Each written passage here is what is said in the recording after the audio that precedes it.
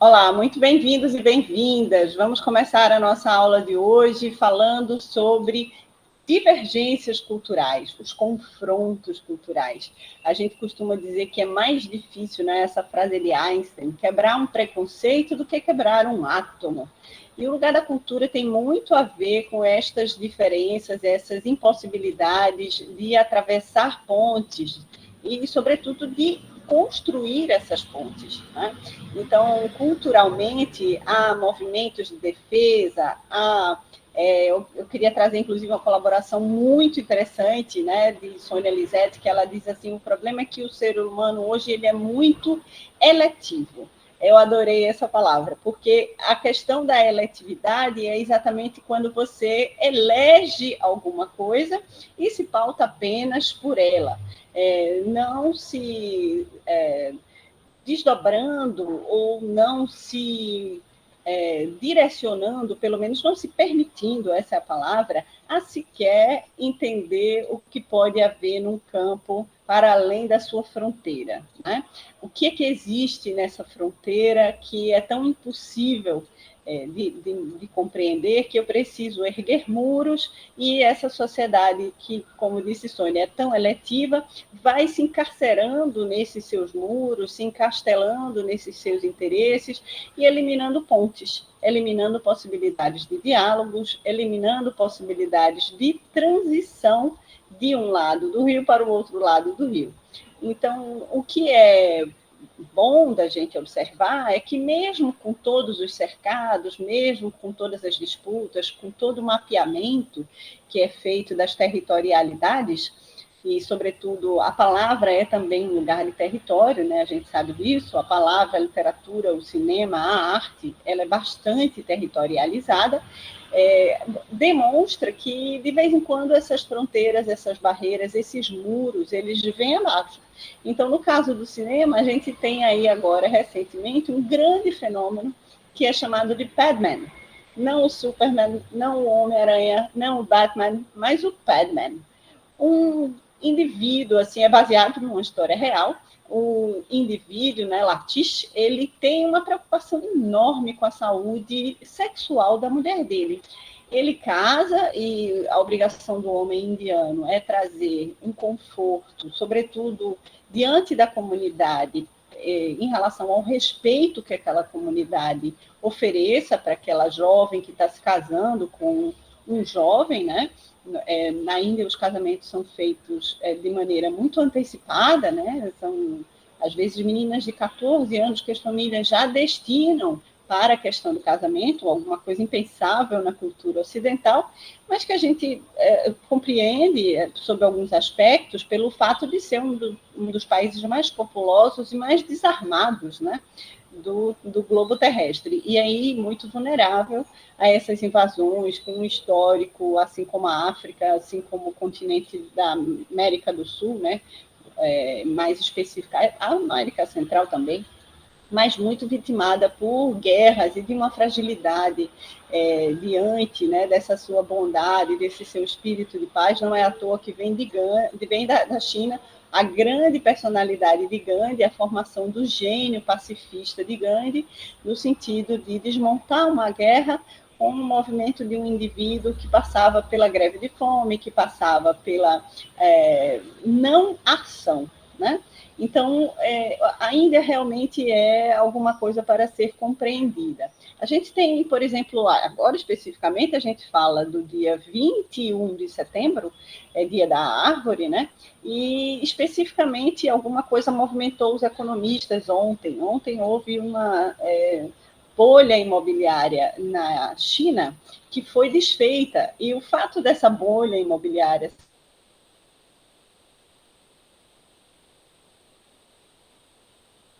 ser desfeita na China, no Brasil.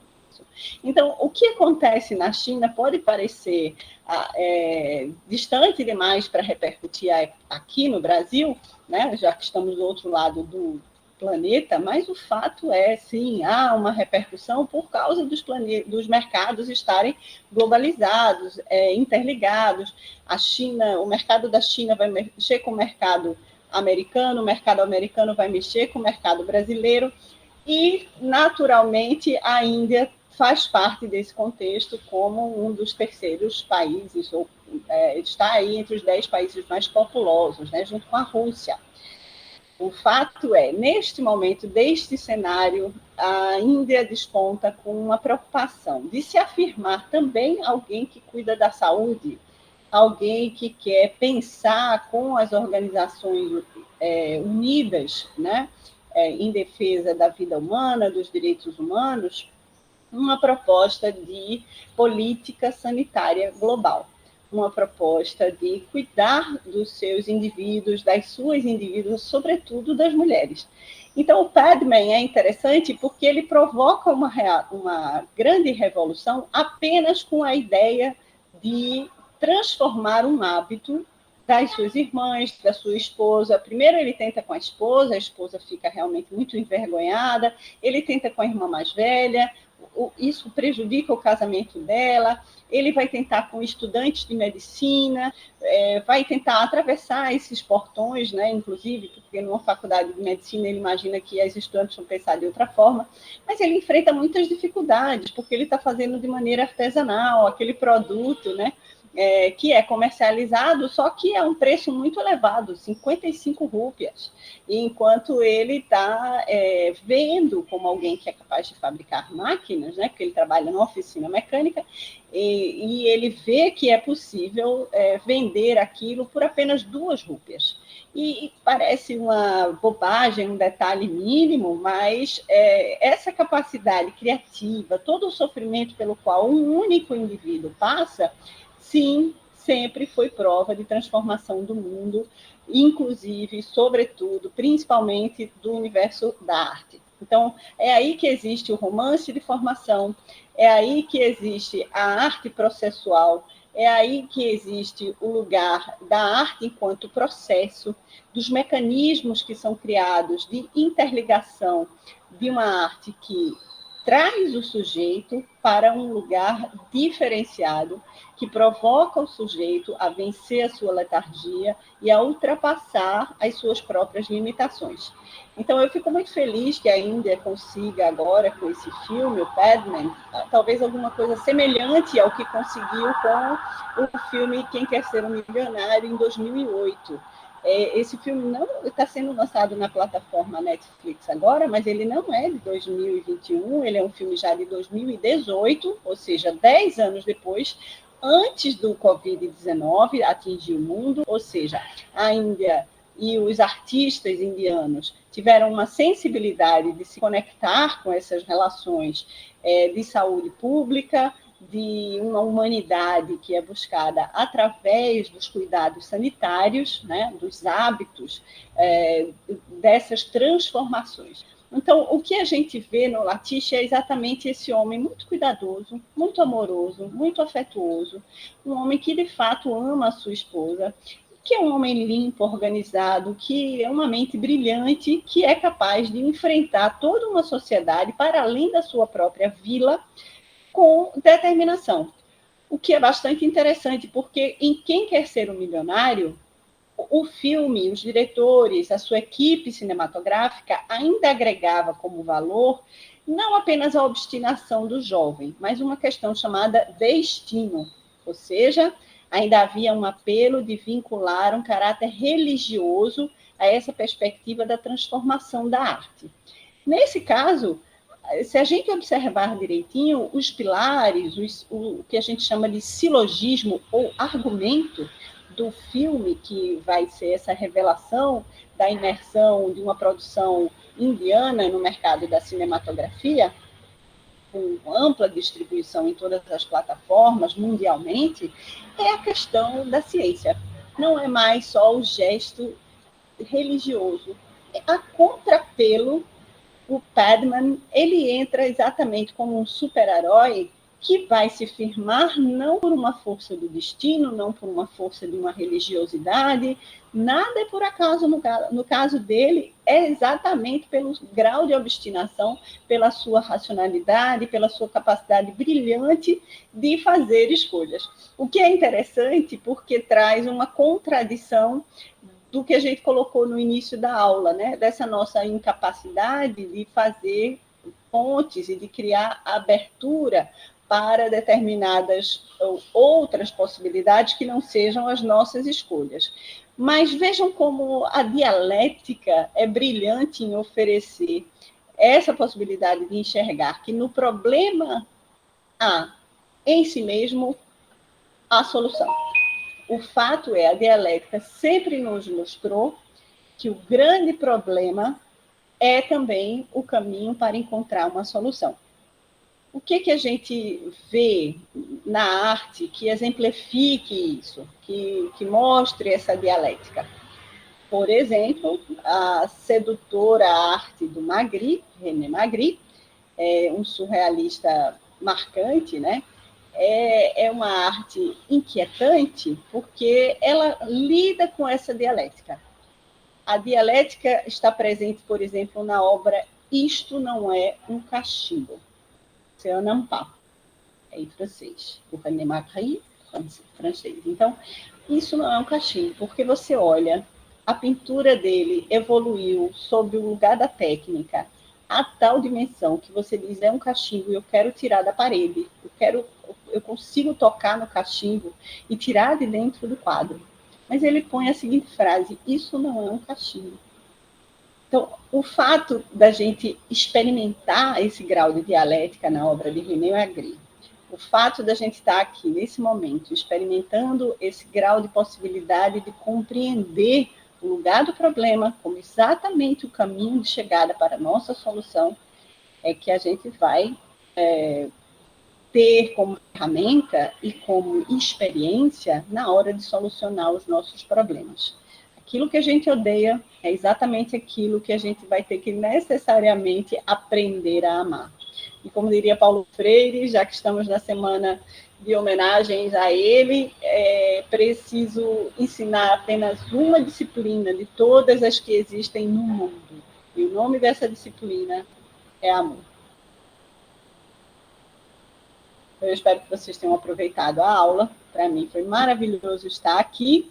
E deixo aqui nos comentários o link para que vocês possam assistir o trailer de Quem Quer Ser um Milionário. Essa produção do Daniel Boyle, né, de 2008, e quem sabe ver conjuntamente o Padman, né, onde tem essa atuação do Ashkey, que é um ator realmente que merece toda a nossa atenção. É um filme divertido, comovente, e acho que essas duas produções sendo vistas de maneira emparelhada, a gente vai poder fazer aí não somente uma imersão na cultura indiana, mas também uma aprendizagem do que é solução, do que é caminho para resolver as idiosincrasias humanas, sobretudo no lugar da fragilidade, da bondade, da falta de agressividade, né, que é, acho, uma grande marca da sociedade indiana, em detrimento, indiferença às outras sociedades que são essas superpotências. Uma frase que eu gosto muito do filme e que eu gostaria de antecipar aqui é que ele diz que um homem gigante, um homem forte, um super-homem, não faz uma nação forte. Os Estados Unidos experimentaram isso, inclusive com a destituição de poder pela criptonita do Superman, né? Mas, para ele, o que faz uma nação forte são várias mulheres fortes. São cirandas de irmãs, mães, mulheres fortes. Eu espero que vocês que discordam de mim tenham também a capacidade de irem observar se as premissas de vocês são as únicas que se pode garantir como verdadeiras, certo? Vamos sempre sair dessa zona de conforto e nos deslocar em direção à solução de problemas que parecem insolúveis, sabendo que o caminho é esse. Há, inclusive, um microconto de Franz Kafka, que traduz também isso, e esse microconto, ele é curiosíssimo, porque ele coloca um rato numa situação que é assim, mas o mundo é tão vasto e eu tenho tanto medo dele. ele tem o campo aberto para se deslocar, e nesse campo aberto ele se sente perdido e intimidado. Então, ele vai procurando vielas e becos e lugares mais estreitos. E agora ele se queixa, porque as paredes estão estreitas demais, não há mais aquele mundo vasto. O que há apenas é um gato na porta do rato, esperando para que ele saia dali, né, do seu buraco de rato. O que acontece no conto de Kafka é que o gato mesmo é que vai lhe responder. A saída é o lugar por onde você entrou, ou seja, a boca do gato. Então, é isso que Kafka quis dizer, é isso que a gente pode aprender da literatura, da pedagogia de Paulo Freire e, sobretudo, dessas produções indianas que estão conseguindo conquistar o coração do mundo. Tchau, minha gente. Eu espero que vocês tenham aproveitado a aula de hoje. Queria deixar meu agradecimento formal à Sônia Lisete aqui, porque ela deu uma grande contribuição para a gente. Vamos pensar nessas eletividades, mas vamos também nos abrir para questões mais amplas, né? Ninguém consegue romper uma casca de ovo se não usar uma força de transformação. Vamos acreditar nessa possibilidade de que a nossa autogestão, a nossa autoeducação é transformar. Outra frase de Paulo Freire que me vem à mente é que ninguém transforma ninguém, mas as pessoas, conjuntamente, transformam umas às outras. Mas é sempre um processo coletivo. Não é possível que um único indivíduo se transforme na sua realidade. É preciso que todos se transformem para que todos ascendam a uma condição nova. A gente pensar nisso com muito cuidado, com muito carinho, a gente vai ver como também os nossos hábitos, sobretudo em família, sobretudo em coletividades como colégios, cidades, culturas, né? Nações, e isso vem fazendo com que a gente não solucione os nossos próprios problemas, quanto a nossa cultura arraigada é que é o grande desafio para as transformações necessárias. Então é isso, muito grata pela presença de vocês aqui, até a próxima aula, tchau.